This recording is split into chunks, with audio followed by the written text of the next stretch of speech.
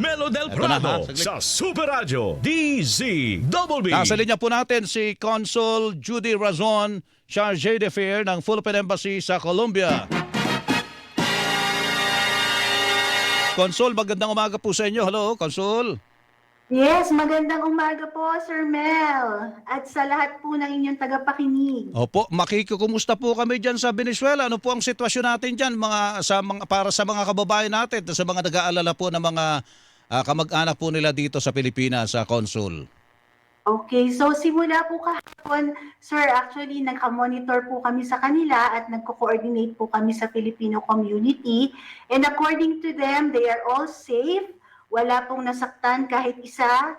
At sa ngayon po ay patuloy po yung kanilang pagsunod sa mga abiso natin na manatili po sa kanilang mga tahanan, wag po munang maglalabas kung hindi naman masyadong importante, at maging well-informed po, sundan po yung mga balita about the developments in the situation in Venezuela. Opo, anong lugar po yung nakikita namin sa mga video na pinupulbos ni airstrike po ng Estados Unidos? Anong bahagi po ng Venezuela po yun, Consul?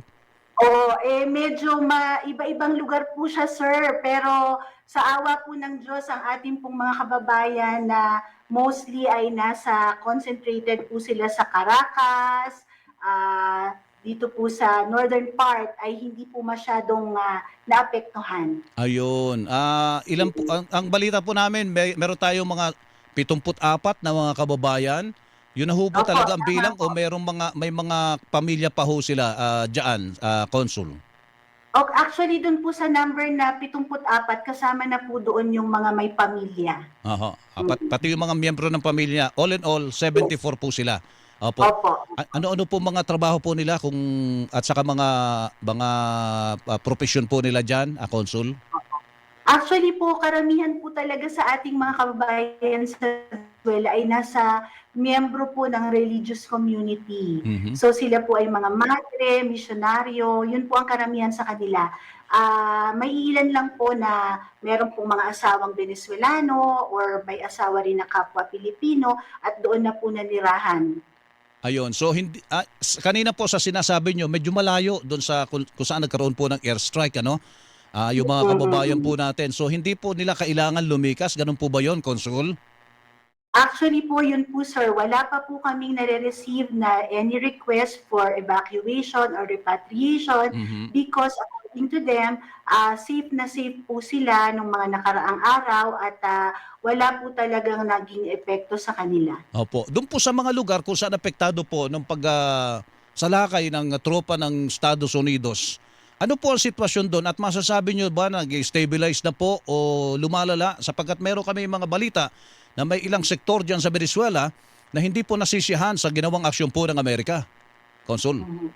Actually, masyado pa pong maaga sir para masabi natin kung ano po yung magiging epekto talaga nito. So at this time po, ang pinaka-importante po sa amin dito sa Embahada ay patuloy pong i-monitor yung situation ng ating mga kababayan. Opo, opo. At kung may gusto pong lumikas, paano po sila makakakontak? Ano po ang pwede nilang tawagan sa ating, katulad nyo po dyan sa ating embahada sa Colombia, Consul?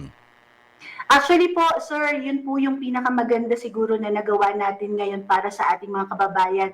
Meron po kaming very active na group chat with our Filipino community. Lahat po sila ay nandoon. So, anytime they can message the embassy through that group chat, maparating po nila sa atin yung kanilang mga sitwasyon, request for assistance, at gayon din po yung embassy, nakakapagbigay po kami sa kanila ng abiso through the group chat. Opo. So we have a very open line communication with our Filipino community in Venezuela. Consul, siguro po may tatanong ng ating mga kababayan, bakit ang nakakasaklaw po doon sa Venezuela ay ang embahada po sa Colombia? Ipakipaliwanag nyo nga po sa amin, Consul. Opo. Bali, nitong pong August 16, 2024, binuksan po natin itong ating Philippine Embassy sa Colombia. Dati po, ang may jurisdiction sa Venezuela ay ang Philippine Embassy in Brasilia. So simula po nung nagbukas tayo noong August 16, 2024, nailipat na po sa amin yung jurisdiction. Opo. Wala ho ba tayong tanggapan doon mismo sa Venezuela para sa gustong magpunta ron sa lugar na yon, Consul? Opo, wala po. Tayo po dito sa Philippine Embassy sa Colombia ang pumupunta sa kanila upang magbigay ng serbisyo. Opo, opo. So yun po pala.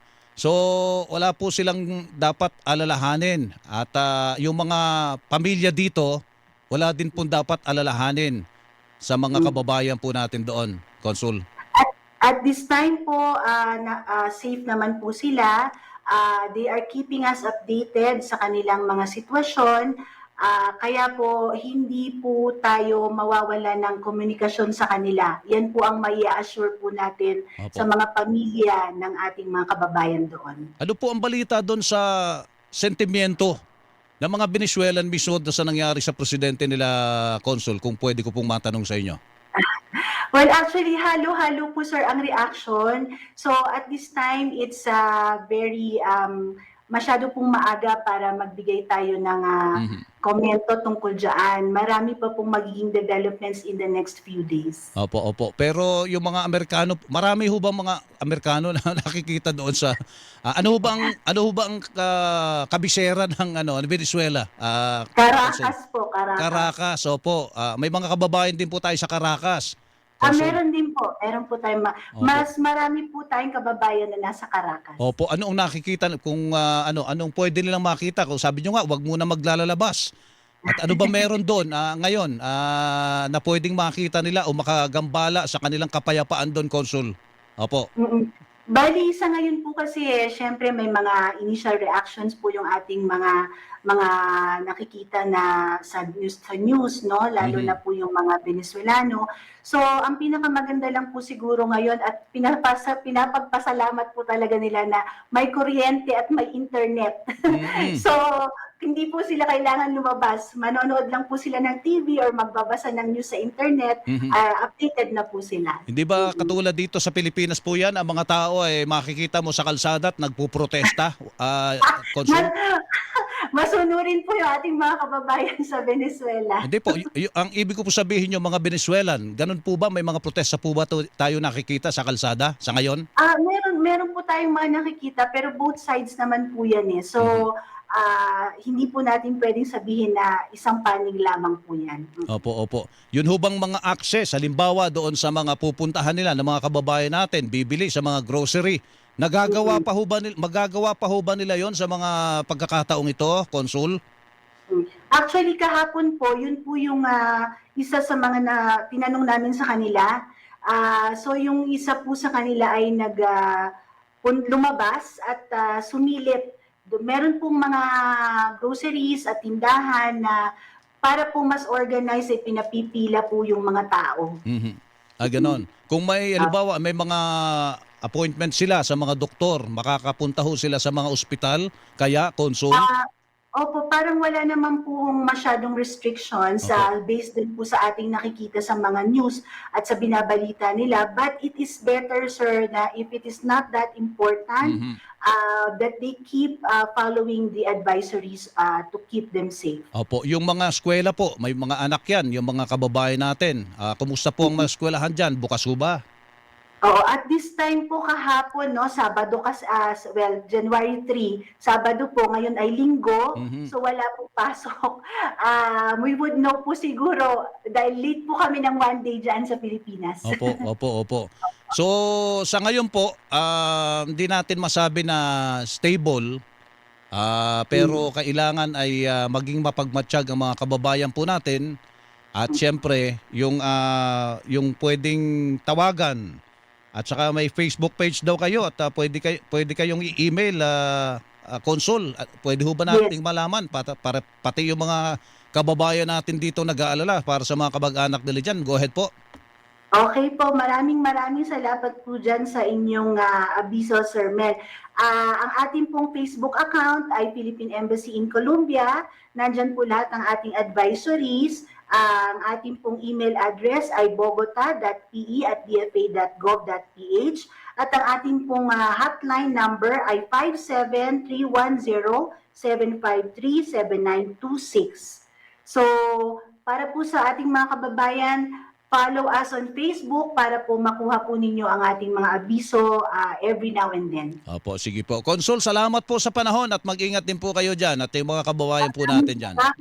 Maraming salamat po. Thank you po at Happy New Year po. Si Consul, Happy New Year po. Happy New Year po. Si Consul Judy Razon, Charge d'Affaires, Philippine Embassy sa Colombia.